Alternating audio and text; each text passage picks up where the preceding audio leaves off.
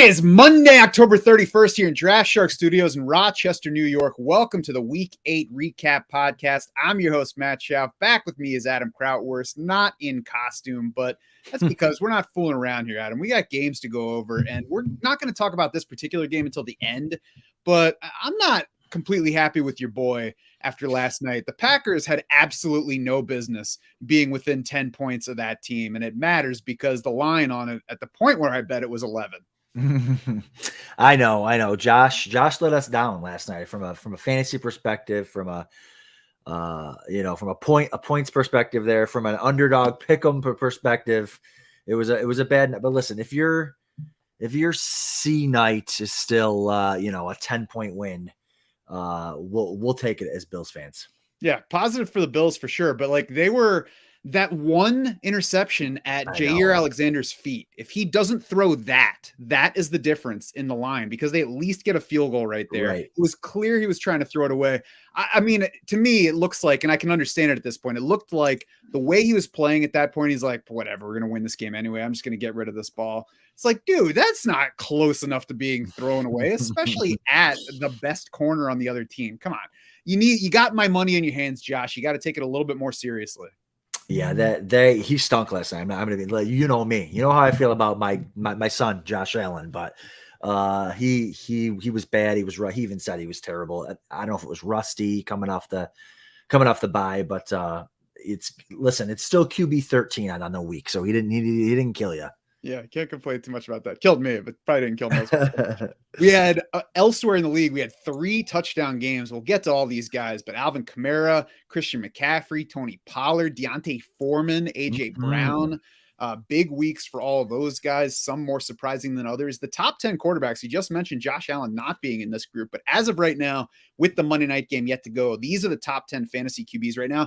Obviously, it depends a little bit on your particular scoring, but assuming 4-point touchdowns, we got Tua at number 1. We got Jalen Hurts, Kyler Murray, finally, Dak Prescott, Justin Fields, Marcus Mariota, Kirk Cousins, Taylor Heineke, Lamar Jackson, Zach Wilson at number 10 right now. I'm assuming that he's going to get pushed out of that group by Joe Burrow, but a surprising passing day for him.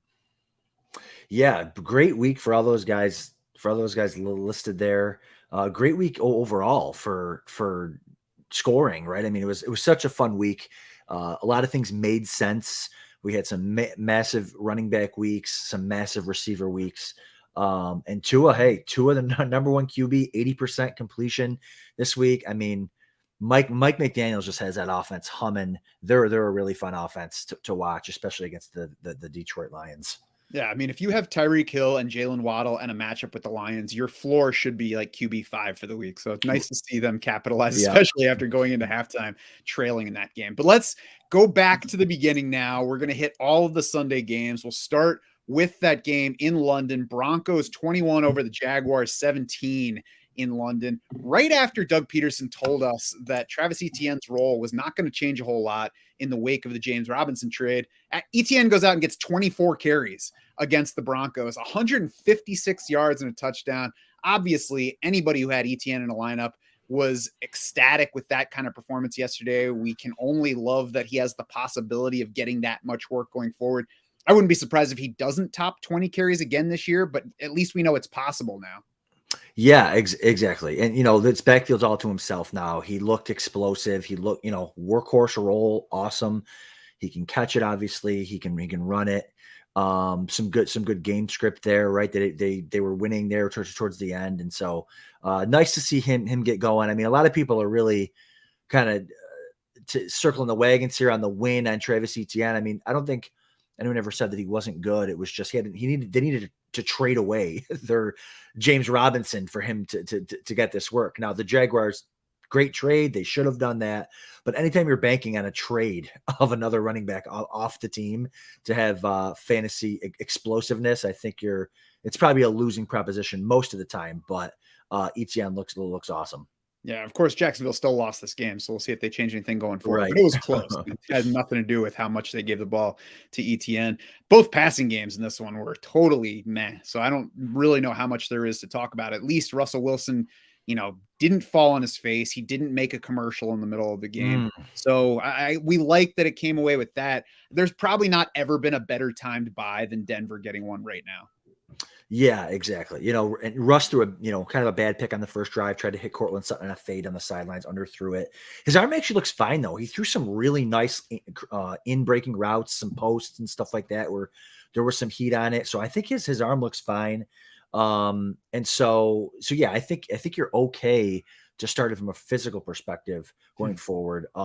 Mental is a whole nother ball game. And Judy looks great. I mean, he looks better than Cortland Sutton, other than the week that Judy only played like 10 snaps, which he had a couple catches on that drive too. Judy he's the better fantasy producer going forward, or so far this season. And I think going forward, we were at least I was telling people to draft, I would take him in the 5th round over Sutton in the 3rd. And I think that's kind of come to fruition. So Judy looks good going forward here.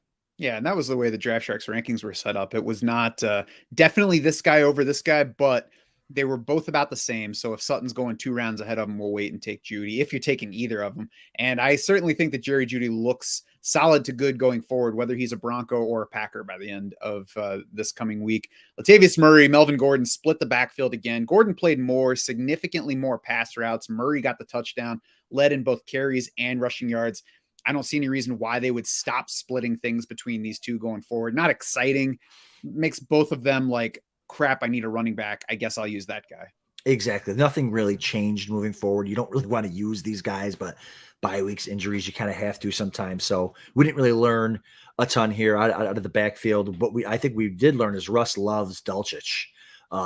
He loved him on his seam routes and fades it on the sidelines, and so they're Dulcich is probably a tight end 1 moving forward. Yeah, I would say he's basically Pat Freiermuth probably the rest of the way. Oh yeah, at least. I don't really have anything else from this game other than what I did learn is that Evan Engram does in fact know where the end zone is. We love Evan Engram over here at Draft Sharks. Whatever. So nice to get him. It's an early game. I got all the lineups set. I'm in church, right? And I just sneak out the phone. Let me see what the score is. Oh, Evan Engram scores. Praise the Lord. I wanted to just start dancing in the aisles. But yeah, it was nice to see Evan Engram get a touchdown there. He looked great too. They get him involved in the screen game. 6 targets again, 2nd on the team for targets. So Lawrence threw a dime on that corner route touchdown to Evan Engram too. But I just don't. Lawrence, a bad pick by the goal line could have been more points for them. I just don't know if Lawrence is ever going to be that awesome transcendent quarterback talent that people thought he was. He's serviceable. He's okay, but I just don't see anything elite coming from Trevor Lawrence. I mean, I think it's clear that he was overrated as a draft prospect. It's certainly time for him to rebound and be fine. Sure. And this was a bad matchup, but yeah, not an impressive game. And he's somebody to be concerned about overall. I'm not sure what made him think he could throw the ball through Justin Simmons, but at least he learned that lesson in London. Should bring it back stateside with him. That's right. Falcons, Panthers in overtime. And I think what we all knew was going to be the absolute game of the week when we saw it on the schedule. I mean, Falcons, Panthers, you get all of that you can, and then you put a little bit more on it. DJ Moore caught what should have been the go-ahead touchdown at the end of the 4th quarter, scored the touchdown, then took his helmet off to celebrate it. Like, I know that you can't do that. He obviously knows you can't do that. That, of course, pushed the extra point back 15 yards. I got to admit, when I watched the Falcons making the decision to push it back on the extra point, I was like, really? You don't want to push it back on the kickoff and give you a better chance of getting a Hail Mary? But it worked out for him, missed the extra point, went to overtime. The Falcons ended up winning this game. We'll put that aside because we care about the numbers. And DJ Moore got those 6 for 152 and a touchdown in this game. Yeah, I mean, I'm right there with you. It's such let these guys have fun. Who is getting hurt by him celebrating what is to be a game-winning touchdown? Now, if anyone knows Lenny Papano, the owner of Draft Sharks, I don't think we're allowed to even rank DJ Moore next week because of that. I think he's got. I don't know. Do they have a bye week that I'm not sure of? But yeah, no, it was a bad penalty, and Eddie Pinheiro sucks. He missed the extra point. He missed one in overtime, but either way, what a catch. 62 air yards on that touchdown. I heard that's the longest one ever tracked by Next Gen Stats over there. So great catch. Hail Mary-esque. Back-to-back great weeks for DJ Moore. We love to see it. I've got so much DJ Moore. It's crazy. So as DJ Moore goes, my season goes. That makes me wonder, that NFL Next Gen bit makes me wonder if they just weren't around for the Aaron Rodgers right. Hail Mary in Detroit years ago, which it might not have been. I know Next Gen's not been around that long, so I don't know how far back their numbers go, but I feel like that one was probably longer in the air. Yeah, no, I agree with that. For sure. And I'd like Walker to start one more week for them. I know they lost, but I'd like to see him, because he's getting the ball to DJ Moore, and that's all we freaking care about, right? I mean, get the ball to DJ Moore, and that's it for this offense. Yeah, I don't see why Carolina would not start PJ Walker again in the coming week. They are at Cincinnati, so it's going to be a tougher spot for sure. But it's better than what we had been getting from DJ Moore and anybody else on the offense. And speaking of pass offense, it wasn't just DJ Moore. Terrace Marshall made a cameo. 9 targets in this game, caught 4 for 87 yards, right with DJ Moore in both snaps and routes. Just 1 route short of DJ Moore in week 7. So Terrace Marshall might not be dead after all. Yeah, no, it's nice to see him get involved there. He's worth adding down the stretch here, because they're just not a very good team, right? They're not even trying to win. I mean, as an organization, they're not really trying to win. Obviously, the players are trying to win, but they're going to lose a lot more games. And if they can get Terrace Marshall involved, that would be great. And of course, we buried the fantasy lead here because D'Onta Foreman scored 3 touchdowns, 26 carries, 118 yards. Obviously not going to have the backfield to himself once Chuba Hubbard's ankle is ready. And we assume, because he played it off like it was no big deal coming out of week 7, we assume he'll be ready for week 9. We'll see about that. I would assume that there's more likely to be a split now after we got a big D'Onta Foreman game against the Falcons, though. And, I think the bigger takeaway, even than use D'Onta Foreman going forward, I think the bigger takeaway is go ahead and upgrade everybody when they face the Falcons. Yeah, exactly. The Falcons don't have a great defense, and they're not going to run away from you on offense, because the coach just won't allow it. But so it's good for Foreman. He gets 3 touchdowns. He also had no catches. So that's not good. You're not going to be able to rely on over 100 yards rushing and a ton of carries on a team that isn't very good, and 3 touchdowns. Now he looked fine. He looked great, looked powerful, looked explosive, but yeah, we've got Chuba Hubbard coming back for a running back that doesn't catch passes. Sell high, sell Foreman now. See if you can get something great for him moving forward. But if you had to start Foreman like I did in a few spots, congrats to all of you this week. Yeah, this might be the greatest sell high of all time. D'Onta Foreman come off a 3 touchdown game with his backfield mate coming back. And, not to mention that Cincinnati matchup has not been great for anybody on opposing offenses so far. It's not a matter of pass or run funnel defense. It's just not been an excellent spot for scoring fantasy points. The Falcons side of this one, Tyler Algier was one of those guys that a lot of people had to start. He ended up with 2 fewer carries than Caleb Huntley, ended up with less than half the rushing yardage of Caleb Huntley. That certainly doesn't support the notion of Tyler Algier getting significant work going forward. And Cordero Patterson should be back soon. I think week 9 might be the first week he's eligible to play. So I think we're probably going to be forgetting the names of these Falcons running backs not named Patterson pretty soon, until one of them vultures a touchdown from Patterson and we're just cursing their names. Right. Because the Falcons don't score many touchdowns. But yeah, once Patterson's back, you're throwing him in the starting lineup. You're not going to want to start any of these other guys. Like you said, might vulture a touchdown here and there. But Patterson's a better runner than these guys. He's a better receiver than these guys. But Kyle Pitts, baby, let's go. It's so weird, right, that Kyle Pitts gets 9 targets, 5 for 80 in a score, and they win the game. And now, granted, they won on some missed field goals, but they scored some points. Hey, we got 30 plus points here. He looked awesome. They run he runs like a fake jet sweep and then just sits out in the flats. Mariota tried his absolute best to not look at him and not throw him the ball, but he finally, he's about to get sacked, launches it out there, and he takes it like 35 yards, breaks three tackles. Like, oh, look, Kyle Pitts is really stinking good. So it's weird. They got him involved. They scored. They won the game. They put up some points. So good for Kyle Pitts. Not so good for Drake London yesterday. No targets till the 3rd quarter. I have no answers for that at all. Yeah, I mean, the answer is they can't support more than one guy. So it was nice to at least see them support one pass catcher in this game. They got the Chargers next, which should be the kind of game where they need to throw the ball a little bit more and need to score some points. We'll see. The Chargers weren't awesome the last time out, but they're coming off a bye now. Should be rested. We did get a fairly efficient day from Marcus Mariota, 20 of 28 passing, 253 yards, 3 touchdown passes, 2 picks. So, some bad to balance out with the good. I kind of wish that they had lost this game so we might get closer to Desmond Ridder taking the field, but at least we got the team throwing more than 13 times. So overall, I guess we can't complain as fantasy players. Right, exactly. And the other thing is they still didn't throw a lot. 28 pass attempts, they threw 46% of the time. Like, we still wasn't even a game script where that, like, give us a negative game script where they have to throw and they do throw. If you get 40, if you can just get 40 pass attempts one time for Marcus Mariota, you could have, everyone could explode because it's a very efficient passing attack. They throw out of play action, which is what you want to do. They're way more valuable. So if they can just actually decide to throw the ball, he's throwing bombs all over the place to receivers that are nowhere near your starting lineup.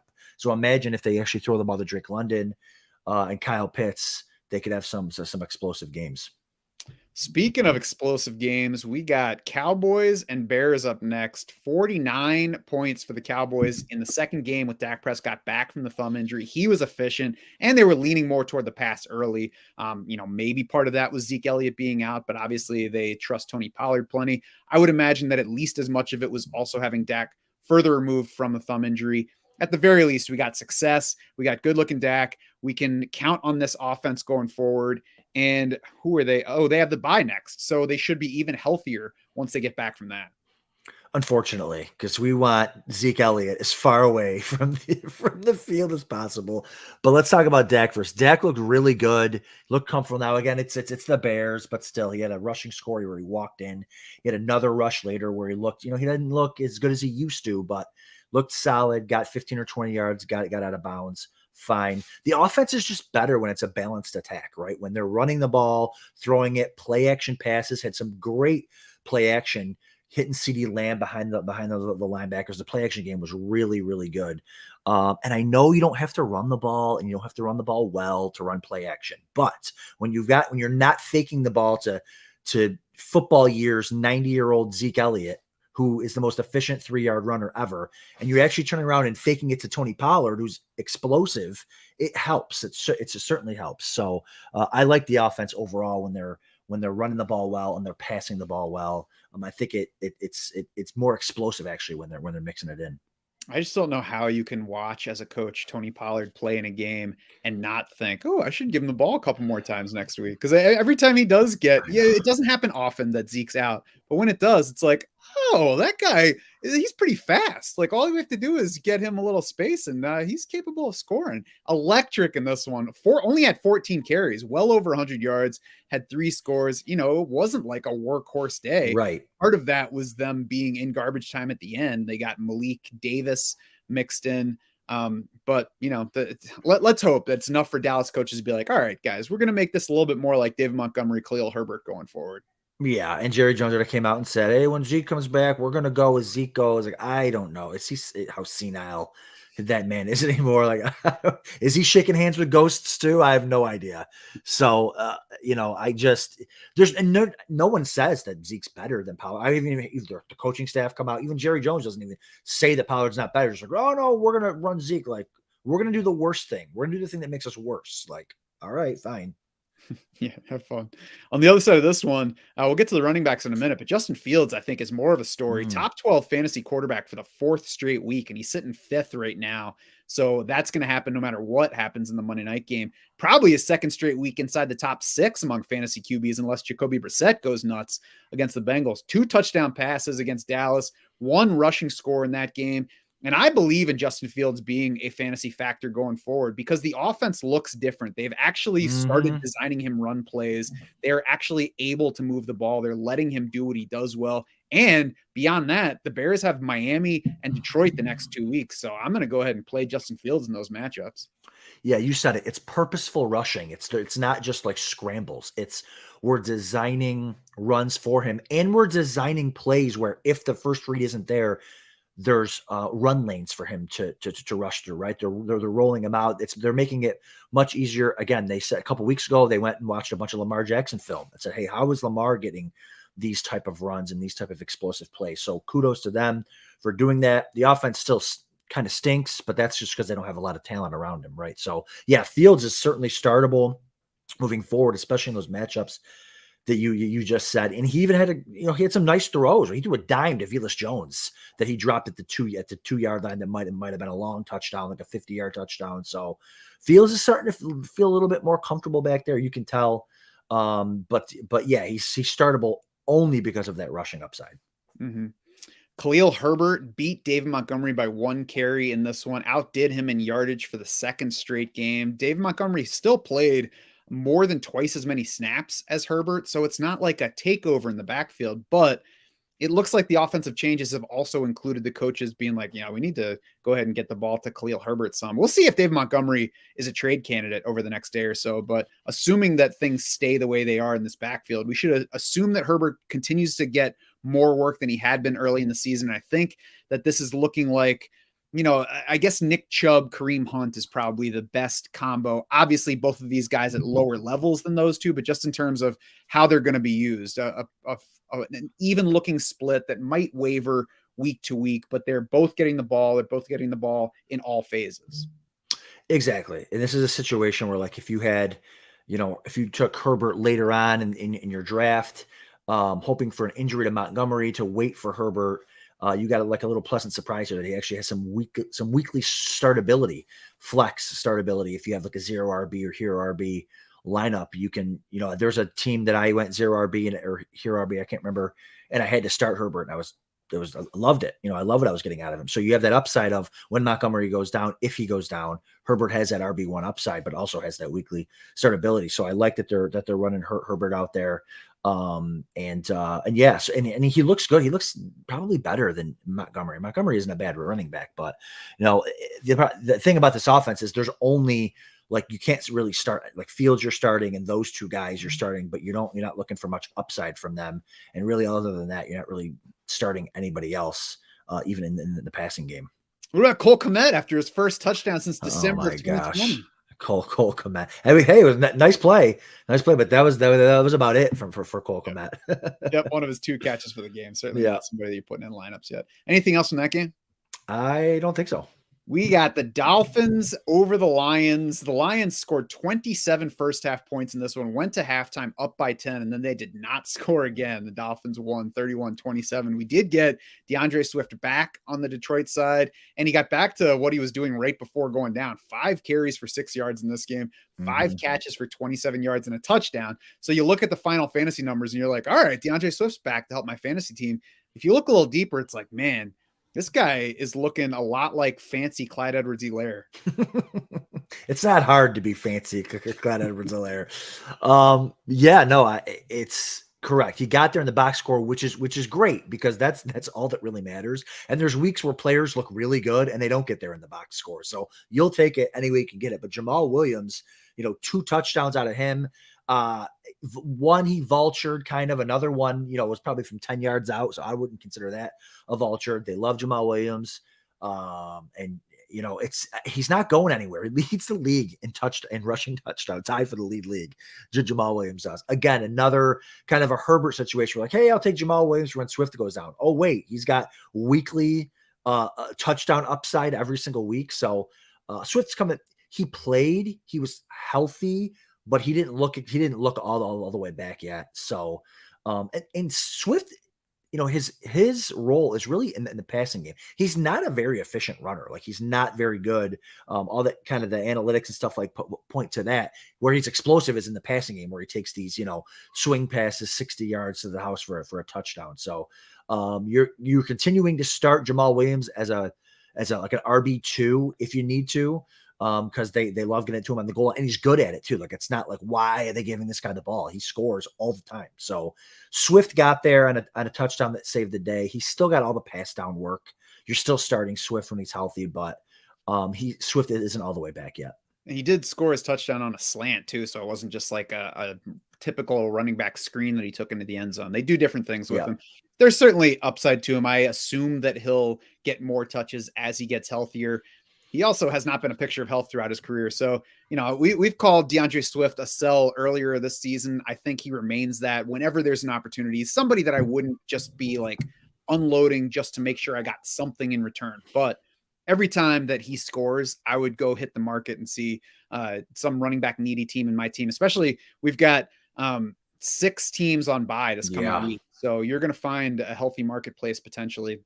I'd put him out there and see. Jamal Williams is going to remain a thing here. He has been since the beginning of the season, even before Swift got hurt. And this is a team that wants to run the ball plenty. So there should be enough touches to go around. Williams also got 3 targets in this game. So, I mean, Swift is still the leader for receiving and will probably take more of that as he gets healthier.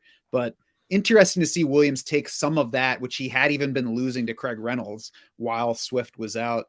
Amon-Ra St. Brown, 10 targets in this game, 4 more than anyone else on the team. Caught 7 balls, 69 yards. Kind of a quiet day, but, like what you're hoping for from him other than him not maximizing it ultimately. Jared Goff threw for 321 in a matchup where we hoped that he would be helpful for fantasy teams. Didn't get more than the 1 touchdown. That's because Jamal Williams stole a couple of them, but you can't complain if you started Jared Goff and he threw for 321 and a score. 3-2-1 score, yeah. I mean, that was fine. A shootout. You would have hoped to get one more score. I mean, Josh Reynolds dropped one in the end zone that Goff put right there late in I think it was like the last play of the first half before I think they kicked the field goal. So, I would have hoped for a better game from him. But hey, still finished top 12 quarterback on the week. So you can't really, anytime Goff gives you one of those, you can't really complain. Yeah, a little bit disappointing that TJ Hawkinson didn't get more, but tough to complain when he gets 80 yards on 3 catches, which is not what you're normally going to see from Mr. Hawkinson. Yeah. On the Dolphins side, we mentioned Tua earlier, 382 yards, 3 touchdowns. If you had Tua in your lineup, you had to like that they were 10 points down at halftime because you're like, oh, sweet. Time to step back and chuck it to the speed receivers. And those guys, of course, both paid off. Tyreek, 12 for 188 on 14 targets. Jalen Waddle, 8 for 106 and 2 touchdowns on 9 targets. You love it if you have either one of those guys. Yeah, I put that in my notes. It was amazing that the Lions were up 21-7 earlier, like licking your chops. Like, let's go. Beautiful. If I could have picked a better score just to start the game with, so great. But Tua is a QB1, maybe even a high-end QB1 moving forward. Tyreek has 961 receiving yards on the year already. We're not even halfway through. He's going to push for the record. He's so good. Waddle, two touchdowns. One of them was on a really sweet slot fade route.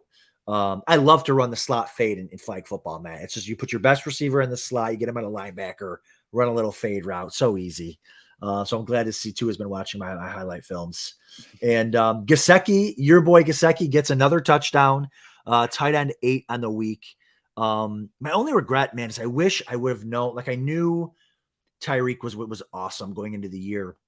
I just wish I would have known how smart Mike McDaniel was. Like we knew he was a young, up and coming, kind of clever play caller, but he's just so good at not only just getting guys in space, but just like the fact that he only throws to the best players on his team is so nice to see, because you've got other places like the Jets with Elijah Moore who can't even sniff a target.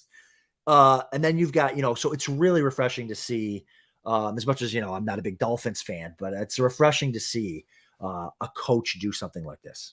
Yeah. Well, I mean, might not be a fan of the Dolphins, but fans of our fantasy teams. So yes. Whatever's helping those teams is good for us.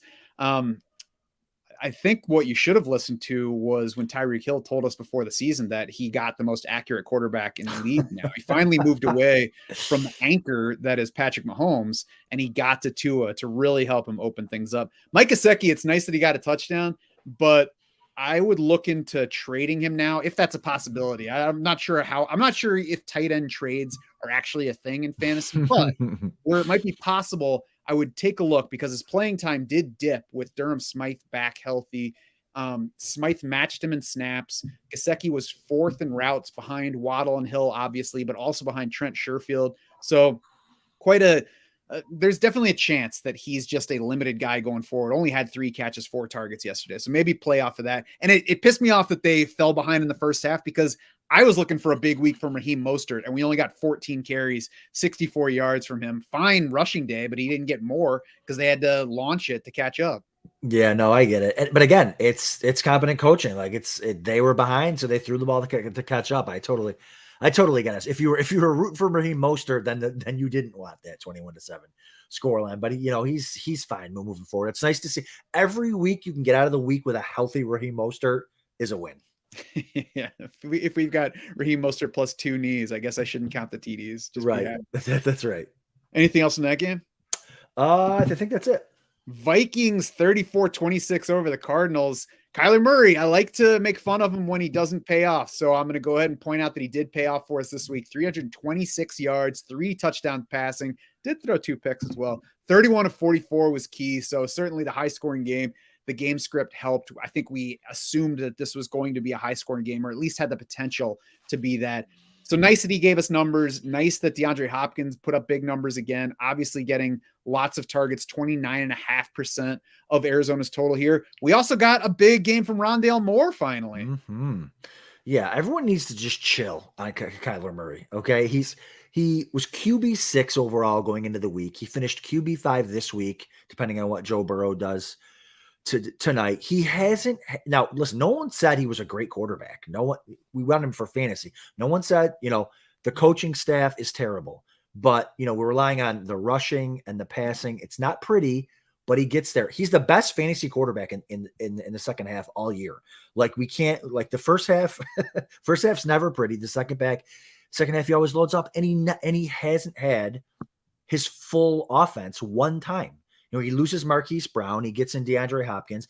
4 weeks from now, he's going to have everybody healthy. He has a great playoff. He has a great playoff schedule. Continue to roll out Kyler Murray, okay? Rondale worked out of the slot a bunch yesterday. He had a great catch and run. It was a 50-yard hitch.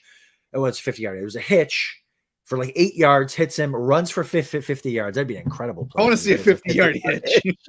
Only Josh Allen could throw a 50-yard hitch, okay? But great catch and run, ran him out of the slot. Makes sense. Competent coaching. Awesome. Well, let's not get carried away. On that play. Competent coaching on that play. And Hopkins has a beautiful one-handed, left-handed fade touchdown there. He's so good. It's so nice. Talking about things making sense. It's so nice to have him back. And they're just so locked in, those two, Murray and Hopkins. So it's nice for all those teams that waited and are getting rewarded for that. You got to love those 5XL hands for that's right catch in the end zone. Rondale Moore, like you said, nice to see him back in the slot. This is what we were hoping for. That was the problem last week, as they worked him outside. I still think it was stupid, even if it was just so you could get AJ Green off the field. But anyway, we got him back this week. 8 targets, 7 for 92 and a touchdown. Carries, we got Darrell Williams back in this game. Eno Benjamin lost some to him, but really lost some to game script here. I mean, that's going to happen. The carries went 6-2 in Eno's favor in the first half. So it wasn't like Darrell Williams came back and they split. It was still Eno Benjamin ahead of him. It was more like the Eno and Keontae Ingram split, with Darrell Williams taking on the part of Ingram. We'll see if James Conner is back for the next week. They have got, who's up next on there? Seattle, which we'll talk about in a little bit, but their defense has been playing a lot better over the past 3 weeks. So that's definitely not a gimme matchup, but we'll see about James Conner's health. Yeah, that's the other thing too. Like, he hasn't had, speaking of the whole offense in general, like James Conner is, I think, better than the running backs that they have there. I mean, Eno's looked good. Even Keontae looked good last week, or sorry, two weeks ago on Thursday Night Football. But, James Conner is the best back there. The offense is more efficient with Conner there. So I think that'll help everybody. That'll help the James Conner owners too. Like, holy cow, we waiting a month here or more to get Conner back. So, it'll be nice to be able to put him in the lineup, even though it is against a stingy Seahawks defense. Dalvin Cook on the other side, 20 carries, 111 and a touchdown on the ground. Also caught 5 balls for 30 yards. So that's what we've been looking for to come back, to take that lead in the passing game or back away from Alexander Mattison. He saw less in that area immediately following the shoulder injury. So coming out of the bye, nice to see him get that. I would assume that he's going to lead in that area going forward, and a solid passing day overall for Minnesota. The one note I would have is that I think the entire Arizona defense should be fired after allowing that 17-yard Kirk Cousins touchdown run. That wasn't even just like a straight 17 yards. He went that way and then turned and still made his way to the end zone with nobody catching him. I know it's great if you have Kirk Cousins this week, but not great if you had any of the other skill guys. And that was kind of the difference, right? Between obviously Cook finished RB7. He had a great week, but the difference is like Jefferson didn't score, Thielen didn't score. Thielen was wide receiver 38. He's one of those guys now where like every time he gets hit, he like comes up like lame, like grabbing a body part because he's old. And so he finished wide receiver 38. He's a wide receiver 3 going forward. Jefferson was wide receiver 22 on the week, looked great, fine, just didn't get in the end zone. So that was kind of the difference between him having a really great week. But yeah, it would have been nice if Cousins would have just slid and then thrown the ball to a good player. I can respect Adam Thielen though, because I get up off the couch holding a body part and making noises. So if he's at least getting hit by football players, then I respect it. The touchdowns went to KJ Osborne and Johnny Munt, which I know we were all starting. So that's fun. Obviously. Irv Smith, 4 catches and an ankle injury. So we'll see about that. Adam Thielen did leave briefly, had a bruised knee coming away. We assume it won't be an issue going forward because he did return to the game, but we'll watch those things during the week. Saints Raiders up next. And I shouldn't even say the Raiders because I'm not sure that they were actually involved in this game. Josh Jacobs quiet, 10 carries, 43 yards, 2 catches for 11 on 4 targets. I'm not worried about him. The offense was awful. I mean, if your team's getting shut out at New Orleans, it's going to be tough for you to do a whole lot on the ground. We did see numbers from Amir Abdullah. If you look at the box score, that came late in the game. It was all second half stuff, garbage time. So it's still Josh Jacobs' job. I'm going to hope that we can flush this game away and forget about it. How embarrassing was this performance? 0 points against the Saints without their top corner, right? I mean, just so embarrassing. It's just another Josh McDaniels. Is he just another fraud? Another Patriots coach that can't cut it? Huh? I wonder what they're missing. I wonder what all the Patriots coaches are missing. Oh, it's Tom Brady, the system. Weird. I mean, this offense it's so Devontae Adams. I know you had no Darren Waller, but you don't use Darren Waller anyways, even when he's healthy. I mean, Devontae Adams, Hunter Renfrow, Josh Jacobs, they can't do 0 points. Crazy. And Jacobs looked fine. His first run, like it's one of his first carries of the game. He, threw 3 people and ran for 12 yards. Like he looked great. I don't think Adams got his first only catch until like the final drive of the game. Like, I mean, no, he was sick still. He had that stomach bug, I think, but there's just no excuse to come out there. Renfro's invisible. We always hear about, Josh McDaniels, all these slot receivers, right?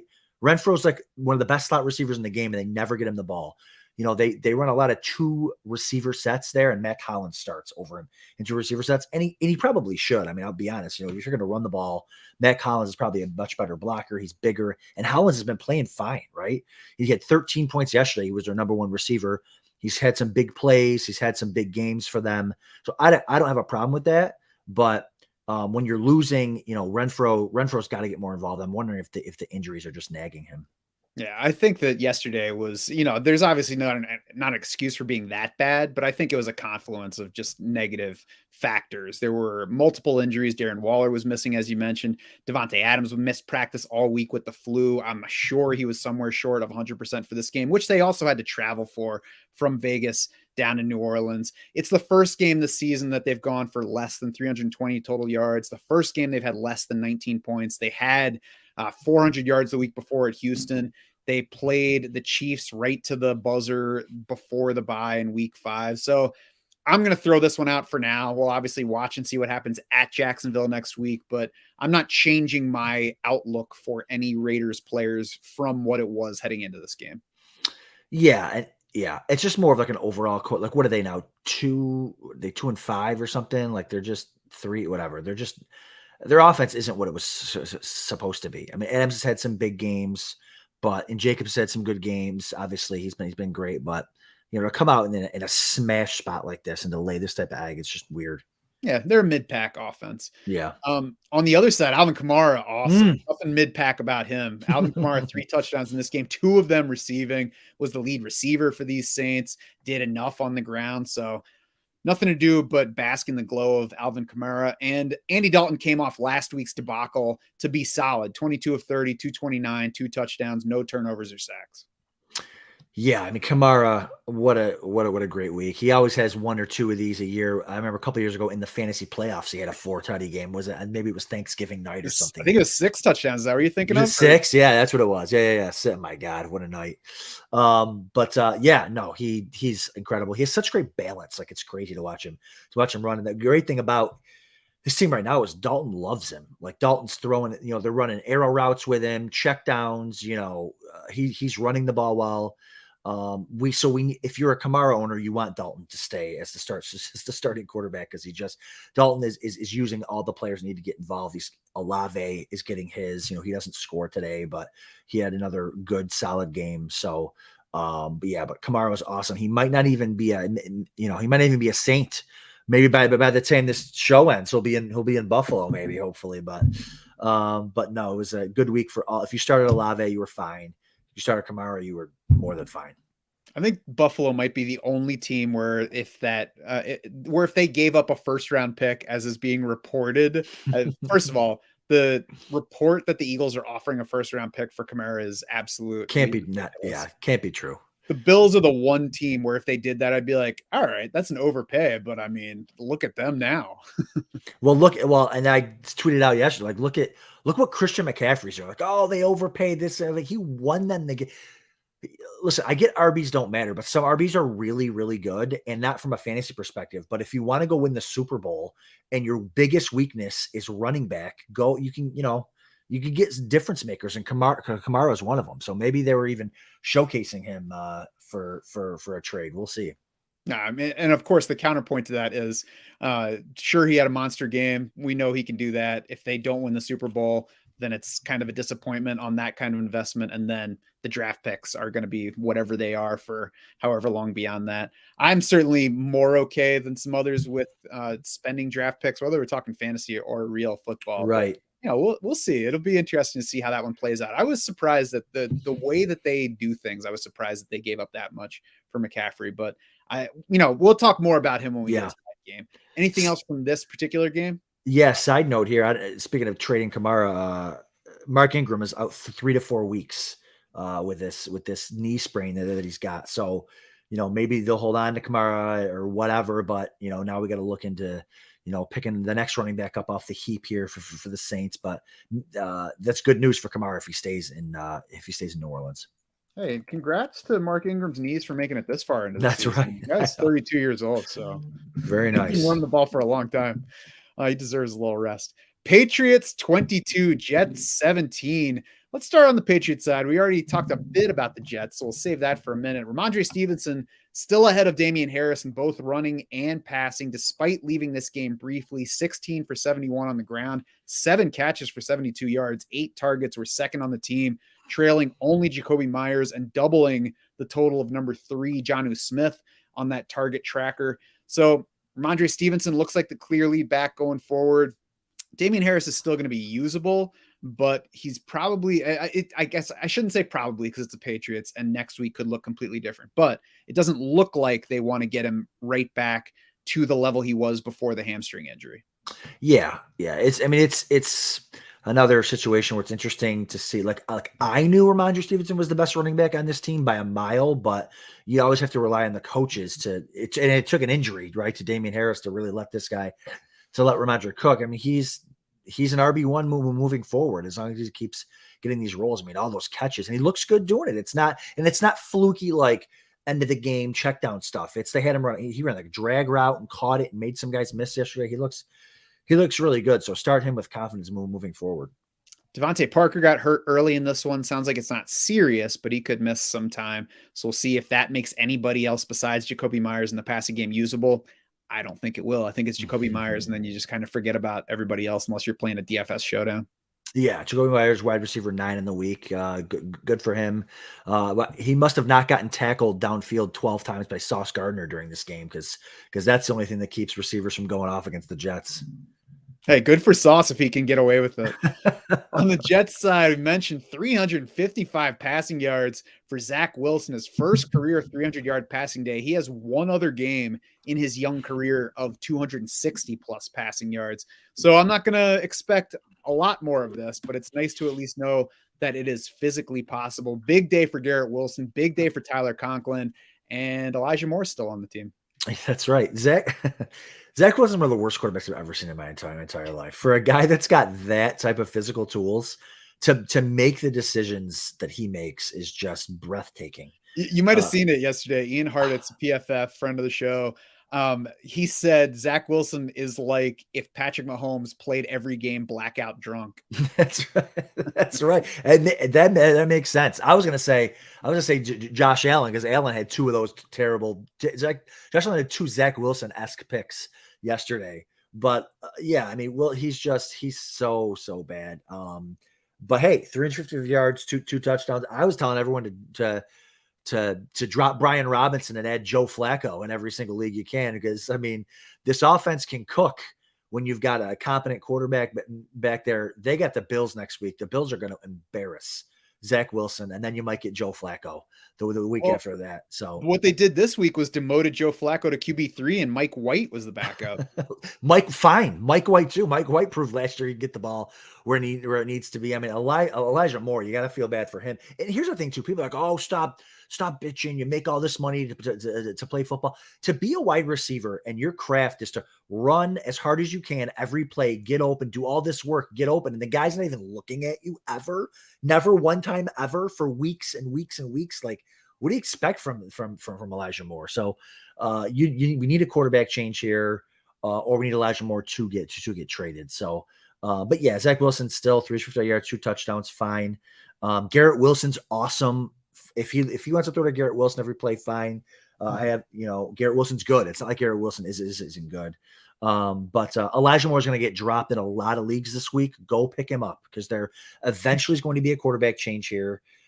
Because the Jets think they're good, right? So they're going to, hey, if we, they got to start winning football games. So, or Elijah Moore is going to get traded. I would caution, don't drop anything worthwhile for Elijah Moore, because it's getting a little bit late in the season to expect a bounce back. Michael Carter took half the backfield work, and I don't mean that he split it with one person. I mean, he took as many snaps as Ty Johnson and James Robinson did combined. 7 targets as well for Carter. So nobody did anything impressive on the ground. Didn't really expect that from anybody, but I think we saw the beginning of what should be Michael Carter leading this group in touches the rest of the way. Not going to thrill you, not going to win your season, but somebody that you can use more often than not in PPR. Yeah, exactly. I mean, unfortunately, it's not like a situation where when the starting running back goes down, Breece Hall, the backup comes in and is still like a Tony Pollard situation, or even like we talked earlier, the Lions, Jamal Williams has borderline RB1 potential when there's no DeAndre Swift there. I don't think you're really getting that out of Carter. The offense isn't good enough for that. But yeah, he started RB2, low end RB2. You got Ty Johnson is the short yardage back. He's got to get involved, right? We got to make sure Ty Johnson gets his touches. If you got Ty Johnson, you can't just keep that on the sideline. No, you can't keep Ty Johnson on the sidelines. So yeah, Carter will have his games. But this wasn't one of them.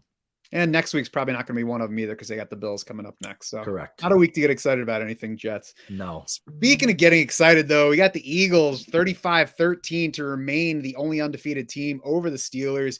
A.J. Brown would have beaten the Steelers by himself in this game. 18 points alone from A.J. Brown on his 3 touchdowns, 6 catches, 156 yards, and those 3 scores. Almost had a 4th one. 11 targets in this game. So obviously a monster game for A.J. Brown, but no real change in pass distribution. We still had 8 targets for Devontae Smith, 6 for Dallas Goedert. It was just, A.J. Brown's day. A.J. Brown's day, great game from Hurts is humming right now on all cylinders. He knows he's confident. He knows where to go with the ball. A.J. Brown, a couple of those touchdowns were dimes that he threw into, I don't want to say into double coverage to make it sound bad, but there are two corners right there, and he's putting it right in the right spot. Yeah, that's right. Yeah. So he read all the touchdowns to celebrations. My son was loving it. My son loves when people actually have joy and get to celebrate touchdowns, but you can't ever point at a cornerback after you score a touchdown. That's so funny. I can smash your face in on the football field, but if I point at you, I might hurt your feelings. And leave it to a bunch of 80-year-old lawyers, right, who are the referees who've never played a down of football in their life to decide what's unsportsmanlike. Yeah. Unbelievable. I mean, there are certainly lines that you can cross where it's like, all right, that's a little bit far, but I think within reason, you encourage the celebration because it's fun. The whole thing is entertainment. I mean, our kids are watching TikTok nonstop. It's not like they're going to church and then they step out and they watch football and they're like, oh my God, that guy just slapped his bottom. What is going on, Father? It's the dumbest. It's so dumb. No one's heard it. Like, we'll talk about the Rams later, but Allen Robinson has a big catch, stands up, him in the corner are staring at each other. Robinson just first down. And they throw a flag. Like, are you kidding me? Like, what are we doing here? Oh, it's so dumb. But it's about the next generation, Adam. We can't let things keep deteriorating to the point where everybody's signaling every celebration in everyone else's faces. Otherwise, what's going to happen when I go to the grocery store and I use a coupon? Am I just supposed to taunt the cashier with that? Am I supposed to hold that over the grocery store? The money sign, baby. Suck it, Wegmans. I just got all your soup. Give me all the soup. Oh, it's so. And by the way, the people who don't like this stuff grew up, we're watching football in the 70s where guys were body slamming each other after the play. And like, that was perfectly okay. But God forbid we signal first down. Anyways, AJ Brown, great game. Devonta Smith, only 5 for 23. He was kind of the odd man out. There's so many weapons in this offense that like, they're not going to all score every week. Goddard looked awesome. They're very intentional about getting him the ball. Hurts is very confident in him. 6 for 64, no touchdowns. He's tight end 7 on the year with only 1 score. So he's going to have some games where he scores. 4 touchdowns for Hurts passing. I think he only had maybe 6 going into the game passing. So that's probably why Goddard hadn't had a ton going in, a ton of touchdowns, but he'll get his. Oh yeah. Yeah, you look at the numbers, you think, oh, AJ Brown had another week like week 1. I hope that they're not going to just throw everything his way. It wasn't the case. He was 3 targets ahead of Devonta Smith. Yep. He was 5 targets ahead of Dallas Goedert. He just happened to get the touchdown. So it's a good day for the Philly passing game. You should feel good about the pieces that you have going forward. Miles Sanders, just 9 carries. Even on that, though, put up 78 yards, scored a touchdown. So he's just going to like be good for us this season. He's still... we've had a couple people ask about Miles Sanders trades in the YouTube chat as we've been going through the show. He's somebody that I would be willing to move, not somebody that I would be trying to sell. But if I am one of the few teams that is in good shape at running back and I need some help at wide receiver, Miles Sanders is one of those guys that I'd be okay with moving because he is pretty touchdown dependent for his fantasy production, obviously in a great offense for those scoring opportunities. But, a 14 carry, 80-yard game looks a lot different when you score a touchdown versus when you don't. Exactly. Yeah, exactly. I'd be okay with trading him too. I mean, Jalen Hurts has 6 rushing touchdowns in the year. Like Hurts is going to siphon a lot of those rushing scores. So, Miles Sanders is like it's like another CEH, right? Like if CEH had a game like this, everyone would be screaming to sell him, right? So like Miles Sanders is kind of the same thing in a sense where like he's very touchdown dependent in a really good offense. Yeah, but he's actually getting carries over and over again and leading the backfield. So that's why he's somebody that you can trade if it comes up, but otherwise just keep riding it on this good team. Sure. On the other side, there's not a whole lot to talk about because Pittsburgh didn't do very much in this game. Chase Claypool threw their 1 touchdown pass for a yard. Jaylen Warren outproduced Najee Harris on the ground. I'm not really sure that it matters for anything because it's not like he's going to replace Najee Harris in the lineup, but it's certainly just another reminder that Jaylen Warren should be rostered as a handcuff in case Harris goes down. They do have a bye this week, so we'll see if there's any, plan for giving Warren more work or whatever, but I'm hoping that we get maybe like a healthier version of Harris. I haven't gotten any indication that he's hurt at all, but he did have the foot injury back in the summer. I think he sprained an ankle early in the season. So I'm sure that a week off is not going to hurt Najee Harris at this point. Yeah, Najee Harris might be Trent Richardson, right? I mean, in a sense where he has some massive rookie year on volume alone. And then he wasn't like some highly touted running back, must-have running back coming out of college. And so, you have a situation where, and then every time the backup's in, they're better. Like Jalen Warren's some nobody, and he just looks better. Like, and we keep making excuses for Najee. Oh, it's the quarterback. Oh, he's at an ankle. Oh, it's the O-line. Maybe he just isn't that good, and it's not going to change. It's a Cowboy situation all over again. They got this number one high pick running back, alpha, 3 down back on the team. They're not going to get more involved unless there's an injury. So it's absolutely have Warren. You can't really start him. They're going into a bye week, whatever.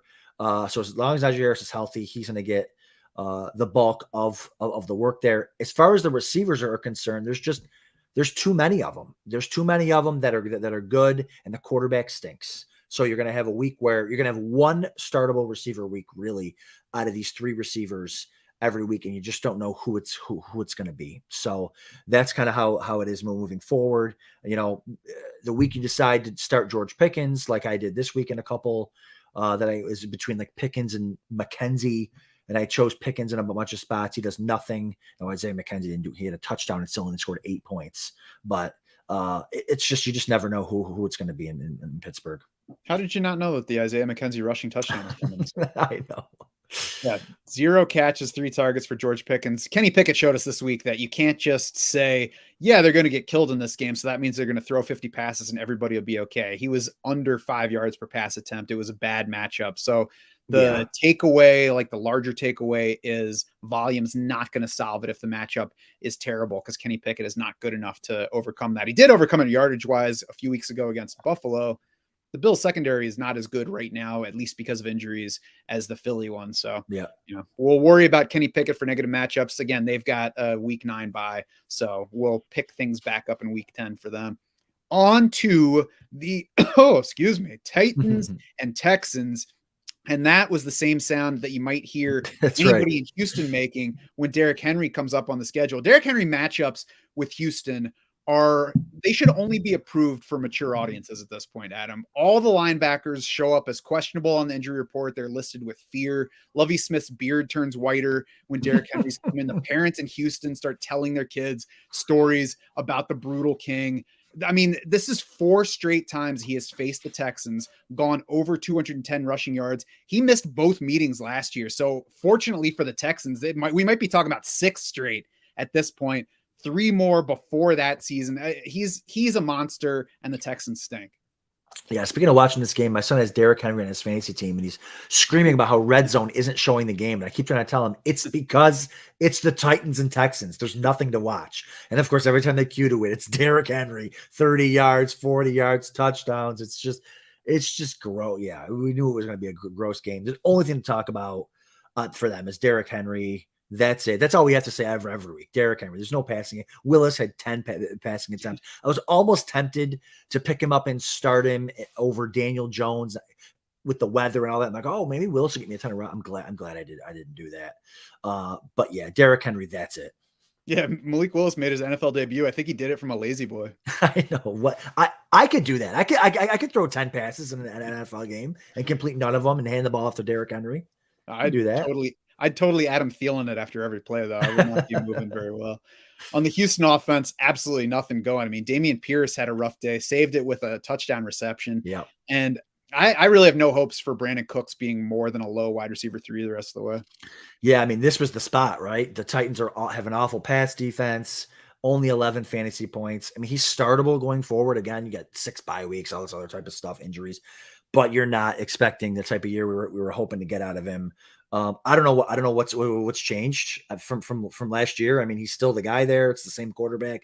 It's the same offense. They have a better running back. The offense should be a little bit better. They should be playing from behind and passing, but I just wish he would get traded somewhere.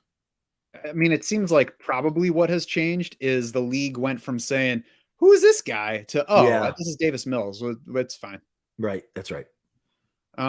Yeah, I don't have anything else from that game. Nothing else. All right. Commanders against the Colts.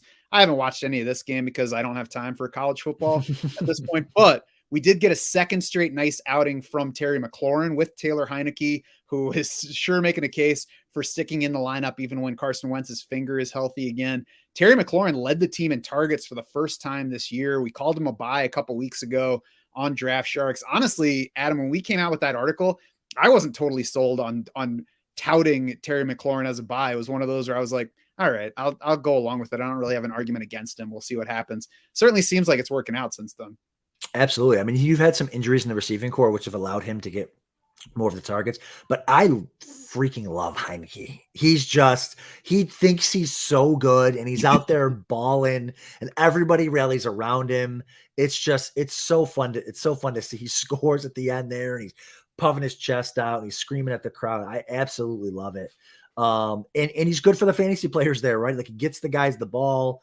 And so, yeah, great for Terry McLaurin had a great game. Apparently he's from Indy. He was letting everyone know this is his city after he caught like that little mini Hail Mary. So good for McLaurin because he's a stud. And I love that Heineke was getting him the ball. He's the kind of guy that I love having on TV as a quarterback. I would probably hate to hang out with playing darts at a bar. Maybe. Antonio Gibson is thriving in what Tony Pollard should be, at least when Ezekiel Elliott is healthy for the Cowboys. 7 targets in this one, which is the most that Gibson has gotten since week 1.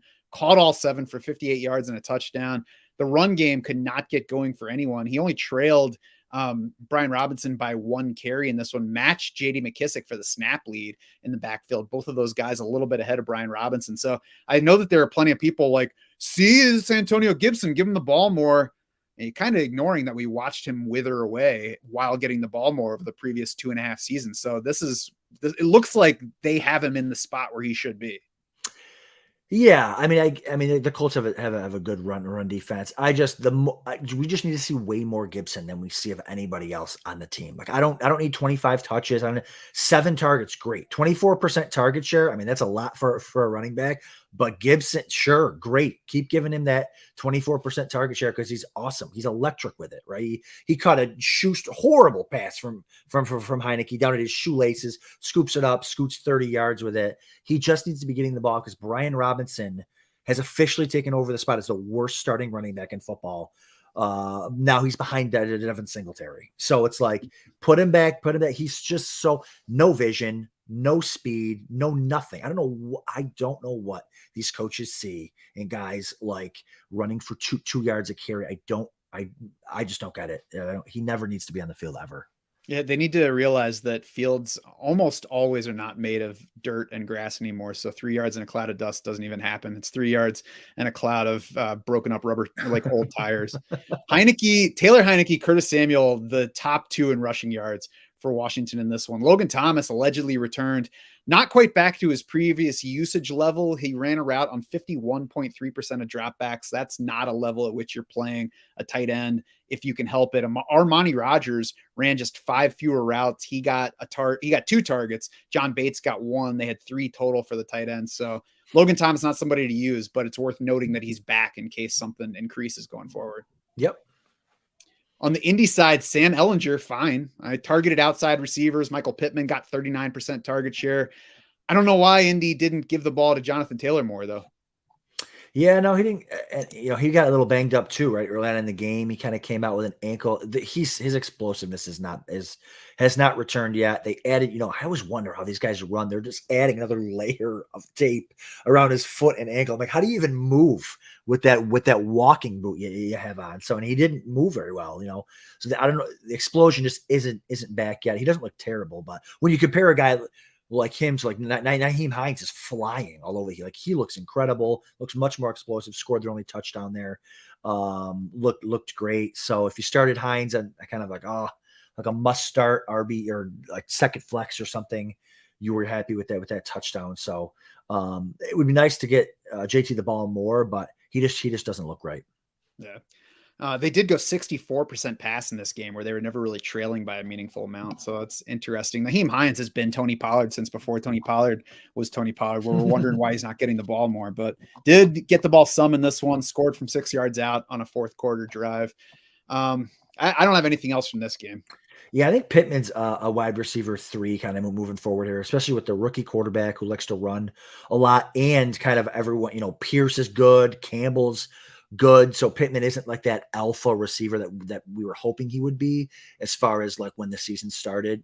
He did see 9 targets to Pierce's 5 and Campbell's 2, but Campbell's getting carries. And again, with the rookie quarterback, it's hard to kind of rely on him. Mm-hmm.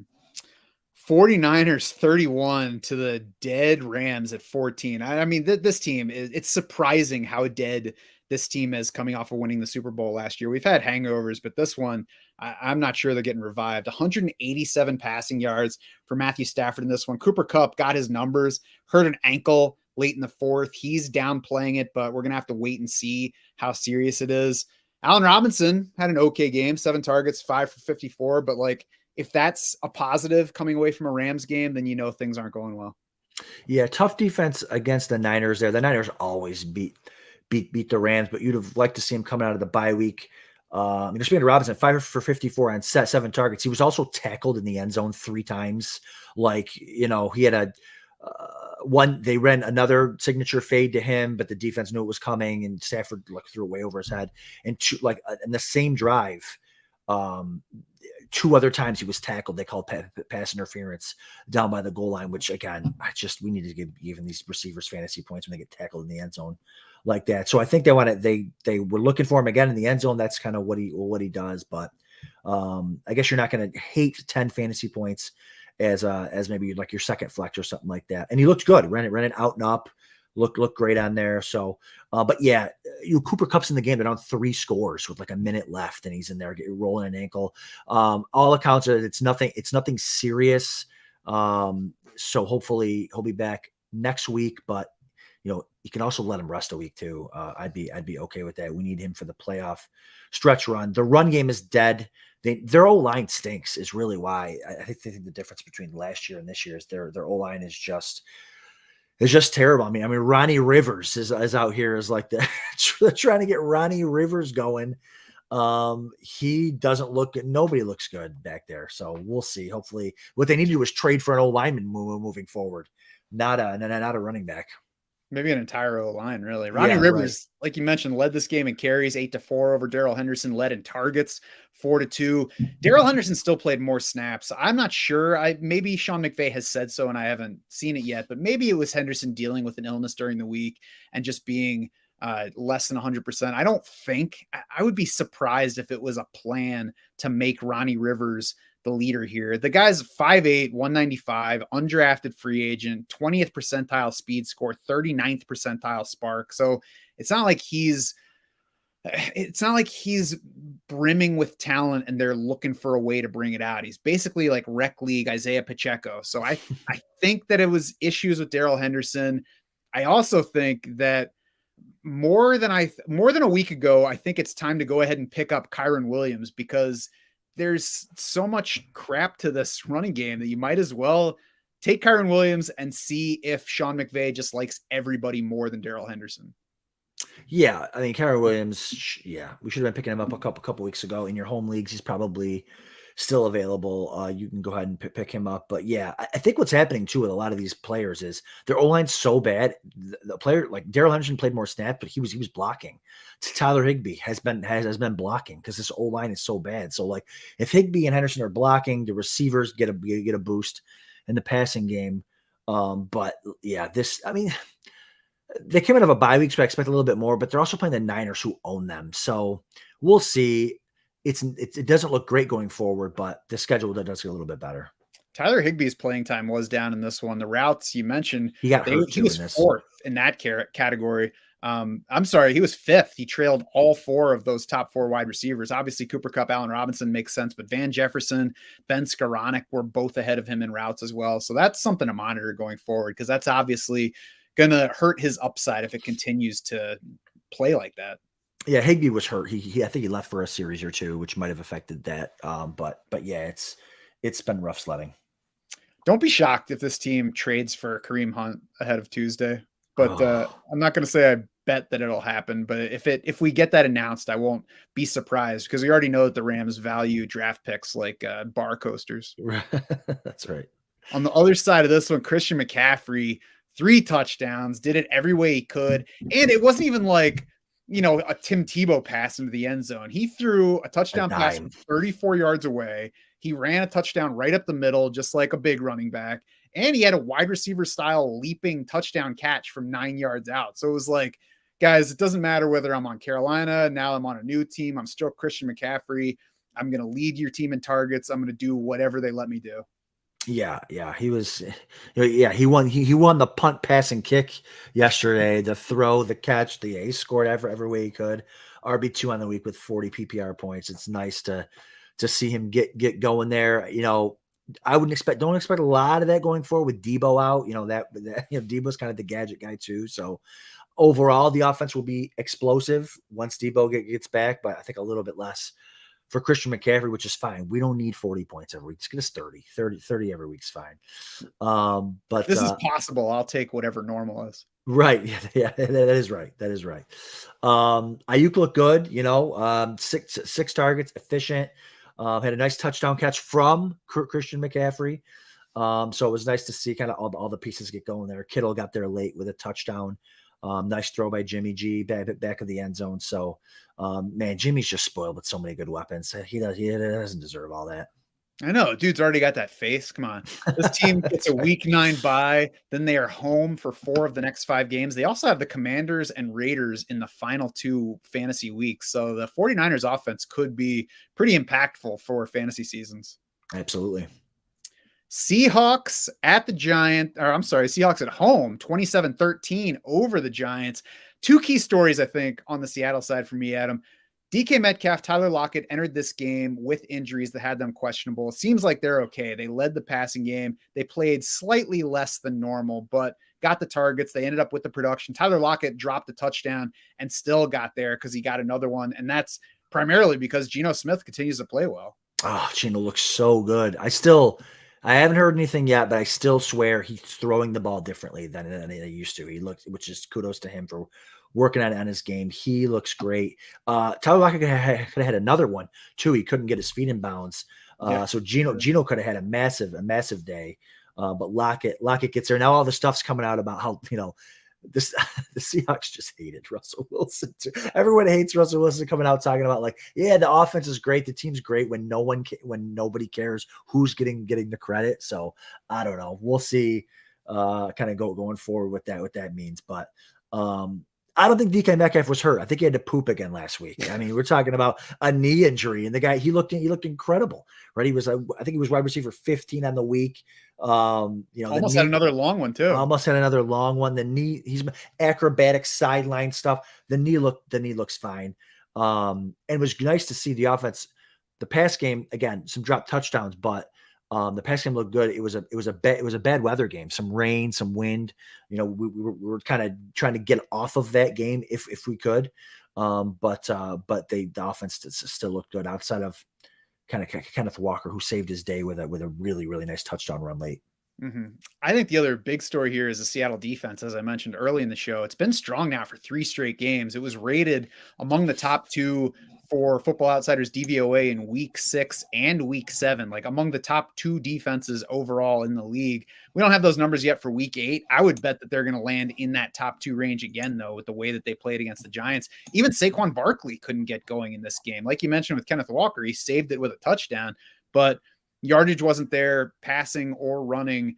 And the Seahawks have been tough. It's going to be something to watch for at least the next couple of weeks, and then we'll see if they keep trending this way. Yeah, I'm trying to see where they play. They played with the Giants. What was it? The Chargers, the Cardinals, and Saints. Yeah, the Chargers have a good offense. Obviously, Arizona's kind of hit and miss. Yeah, so I was looking to see if they played any like real bums. But I mean, Seattle's a team that I ended up, draft structure has been very high as far as like, ranking them in the rankings, and they've been pretty easy to get off the waiver wire the last couple of weeks. So it's been kind of fun to start them. And like you said, they got Arizona and Tampa coming up here too. And those offenses don't look great either. So yeah, we'll see. Seattle's startable moving forward. On the Giants side, there's really not a whole lot to take away from this one. They struggled in a game where I wondered on last Thursday's preview episode if they were going to struggle, because as I mentioned, Seattle's defense was really good the past 2 weeks. They did struggle in this game. There are very few Giants that we're using anyway. So it's one of those that we just kind of throw out. And then after the week 9 bye, we'll see where we're at. Yeah, it's always nice in a week where it's just not, again, bad weather, where where your stud Saquon Barkley still finishes RB15 on the week. He had a short touchdown run. He looked fine. He looked great. Had some really explosive kind of runs to the outside. There wasn't a lot for him today. There wasn't a lot of room to run. So I do like Darius Slayton moving forward. I really like the way that they've been using him. He was a wide receiver 3, not the wide receiver 3, 5 for 66. Again, didn't get in the end zone. That was the difference.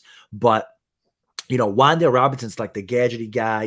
Wan'Dale ran 85% of the routes, but he only had 2 catches for 15 yards. So the usage is there. It just didn't happen for him this week. But I think Slayton is a sneaky kind of flex wide receiver 3 type guy moving forward if you need something, because there's just nothing there after Slayton and Wan'Dale Robinson. Yeah, he's like Salvation Army George Pickens. He's getting opportunities. He's got more yardage potential than Wan'Dale Robinson does.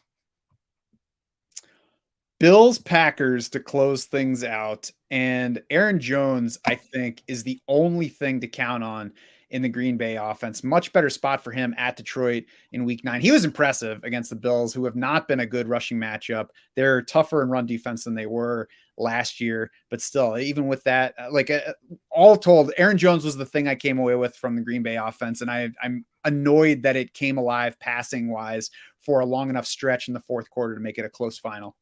I know. Yeah. The only guy you're really wanting to start from this offense is Aaron Jones. I mean, Rodgers got there late on a touchdown, that kind of a broken play ish, but also Poyer left the game. I mean, the Bills secondary has been absolutely destroyed. They lose Micah Hyde, they lose Poyer. Those are 2 first-team All-Pro safeties. So Poyer's been in and out of the lineup all year, but that was kind of, the Bills never, ever, ever give up deep plays. And to see that happen, when Poyer's out of the game, it's like, okay, if he doesn't play next week and moving forward, there might be some big plays to be had there, but that's how he got there. Dobbs made a beautiful touchdown catch, pirouetting the back of the end zone. He also made another great catch on the sidelines later. So Dobbs looked good, but again, there wasn't enough volume there. They were running the ball. You really only want to start Aaron Jones here. Better spot for everybody against Detroit next week. So it might be, there might be spots where you're starting Romeo Dobbs against that defense with the 6 teams on bye.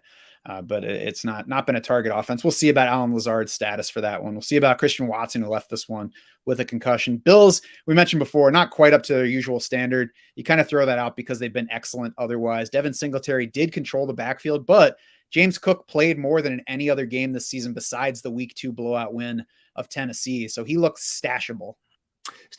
Again, rookie coming out of a bye week, 5 carries for 35 yards, looked good. Great catch and run for 41 yards. He looks explosive. He looks like what they need in this kind of passing game where there's not a lot of speed in the passing game here. Singletary finishes RB29 on the week. I mean, he just doesn't score fantasy points. I mean, he's in one of the best offenses in football. He's got the backfield all to himself kind of, or at least going into this game, and just can never really get there. I think he's RB20 or so on the season. So we'll see about that going forward. Diggs was Diggs. He always got his stuff. Gabe Davis was Gabe Davis, right? He either smashes or he doesn't do anything. And now Allen hit him on the numbers on a drag route where he catches the safety coming up. And if Gabe Davis catches it, he's gone 50 yards to the house, but he drops it. And so that would have made his day. That would have made Allen's day, but whatever. Yeah, it just wasn't a big day for the Bills offense. They got the Jets, Vikings, Browns, Lions over the next 4 games. Should be plenty of points there. Maybe some spots for James Cook to get some extra touches because the team is pulling way ahead of the opponent, but certainly not worried about anything Bills going forward. I'll bet on him again. I'm not throwing him out with this one. That's going to do it for this episode of the podcast. Week 9 is the first of 2 16 buys this year. We got the Browns, Cowboys, Broncos, Giants, Steelers, 49ers all off in the coming week. If you need fill-in options, we will have you covered. Week 9 projections, waiver wire articles for varied league formats will hit the site by midday Tuesday. That site, of course, draftsharks.com. We're updating our rest of the way rankings by the end of tonight, so those will be ready to go. We have our 4th buy, sell, hold report of the season hitting the site this Wednesday as well. All of our other usual weekly content and tools to help you set your best lineups. Adam, what are you going to be doing as you swim in the deep end this Wednesday night? Yeah, in the deep end, we'll be talking a lot. We started this a little bit last week, but playoff prep, right? We're looking at our schedules, especially for the streaming, if you're streaming quarterback, tight end, defense. We can look forward here using some of these Draft Sharks tools to start getting our rosters, our benches filled with some playoff stashes for there, or some trade targets for the playoff week. So stay tuned for that. We'll actually be going tomorrow night at 8:30. Nice. 8:30 p.m. Tuesday night on the Draft Sharks YouTube. Find the deep end with Adam and our pal Mike Shope. For now, that's all we got. For Adam Krautwurst and the entire Draft Sharks crew, I'm Matt Schauf saying thanks so much for swimming with us.